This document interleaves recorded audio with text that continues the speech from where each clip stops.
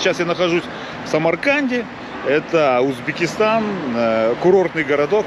И смотрите, здесь буханка хлеба стоит 2500. Значит так, буханка хлеба стоит 2500. Если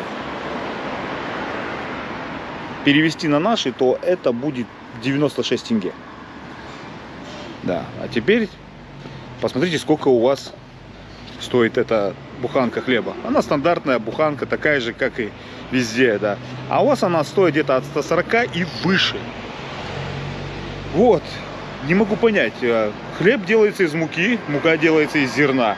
Зерно производится в Казахстане, привозится сюда, проходит переработку, да, получается, изготавливается из него хлеб, и он, да, учитывая все логистические пути, которые он прошел, он стоит намного дешевле, чем она, произведенная в Казахстане. Это из своего же зерна.